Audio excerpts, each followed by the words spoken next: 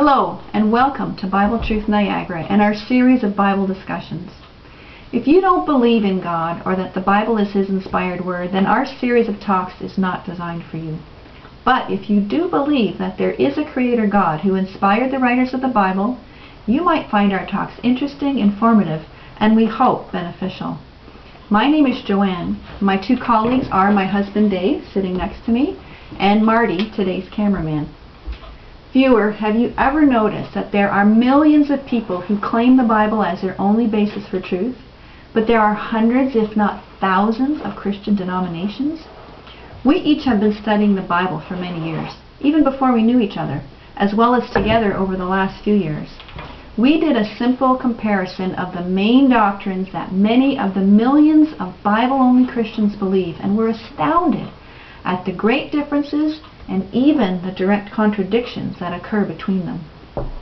Then we asked ourselves, how can this be so when they were all using the same book, the Bible, as the basis of their beliefs? This situation also begs the question, does it really matter? We believe that the Bible holds the answers to these two questions. To answer the second question first, does it really matter if the Bible is understood in many different ways? Aren't they all just different roads to the same destination anyway? Or is there only one true understanding? That is, the way it was intended to be understood by the God who had it written down for us. In other words, how much does God mind if we misunderstand Him? Or how will our possible misunderstandings of His Word impact our eternal future? In His famous Sermon on the Mount at Matthew chapter 7 and verses 13 to 15, Jesus warns that the way leading to destruction is wide and well traveled, but the gate leading to life is narrow and much less traveled. He also warns of false prophets who disguise themselves for their own selfish reasons. In the same chapter, at verses 21 to 23, he describes people who at the judgment seat, when all is said and done, will be surprised when the Lord they believed that they served during their life angrily turns away from the salvation they were expecting. Clearly, Jesus was warning that not all religions ultimately lead to salvation, and that we must be very careful not to be deceived. We will have more to say about this in subsequent presentations. And now, to answer the first question, why so many different beliefs when they all use the same book, the Bible, as the basis of those beliefs? The Old Testament book of Isaiah gives us a clue in chapter 55. Dave is going to read from that book, starting with verses 8 and 9.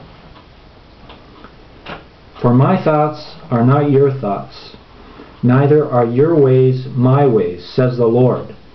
For as the heavens are higher than the earth, so are my ways higher than your ways, and my thoughts than your thoughts.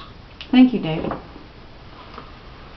Is God telling us that it is impossible to understand His thoughts and ways?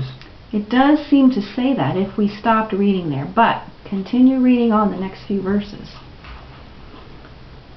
For as the rain comes down and the snow from heaven, and returns not there, but waters the earth, and makes it bring forth and bud, that it may give seed to the sower and bread to the eater, so shall my word be that goes out of my mouth. It shall not return to me void, but it shall accomplish that which I please, and it shall prosper in that for which I sent it. That's right. Now, we all understand how water causes plants to grow physically. God is saying that in the same way, His Word, the Bible, causes those who take it in to grow spiritually. Yet, as with plants, full maturity is not instantaneous.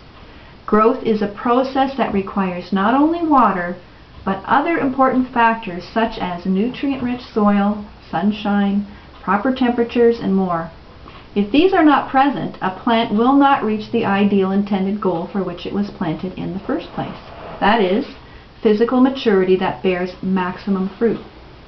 Similarly, for Bible students, spiritual maturity that bears maximum fruit is not instantaneous, but a process of growth in the understanding and accuracy of the truth that God originally intended, as well as the practical outworking of this in daily life.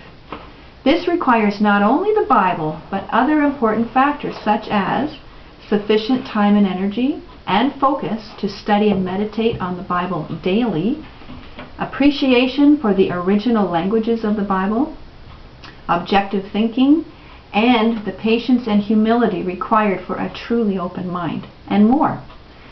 Our human condition limits each of us in different ways, in that we all have different levels of intellect, availability to resources, and emotional baggage which colors our perspectives. For example, one thing that accounts for some of the differences among the Bible-believing Christian groups is the fear of breaking with tradition, especially with regard to questioning the teaching and authority of the clergy. The clergy claim to base their teaching on the Bible alone, but they often do not encourage their congregations to study the Bible in an unbiased way. Another block to effective Bible study occurs when someone's livelihood depends on keeping the status quo doctrinally. It is a difficult thing for a priest or a minister to hold views that could cause them to lose their job.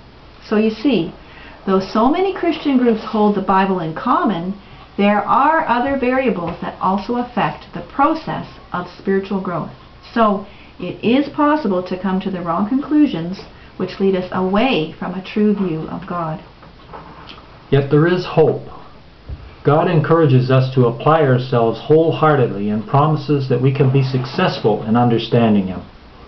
Joanne will read a few verses from the book of Proverbs, written under inspiration by King Solomon of Israel about 1,000 years before the birth of Christ. This is Proverbs chapter 2, verses 1 to 5. My son, if thou wilt receive my words, and treasure up my commandments with thee, so that thou incline thine ear to wisdom, and apply thine heart to understanding, indeed, if thou criest after wisdom, and liftest up thy voice for understanding, if thou seek her like silver, and search for her as for hidden treasures, then shalt thou understand the fear of the Lord, and find the knowledge of God.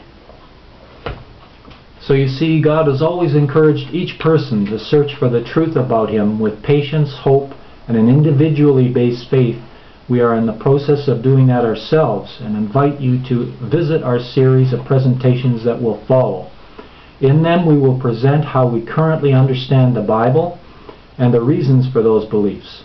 Perhaps the ideas presented will provide you with some perspectives that are new to you. We will also be providing a website and email address that you can visit to learn more and talk to us if you wish. We would love to hear from you and learn from you as well. Our goal is to provide encouragement to you and yet to carefully promote those teachings which are essential. Some of the topics we will be producing videos about in the near future are the purpose of God. Is God more than one person? What is death and what is the nature of man? What is righteousness and what is atonement? The source of evil. The resurrection. The importance of an individually based faith. Prayer. Roles of men and women. Health. Oneness in love. Finances. And many more. We hope you will continue with us, studying what God intended us to learn about His holy word, the Bible. We will be preparing these new videos on a regular basis, God willing. May God bless you until we meet again. Bye for now. Bye.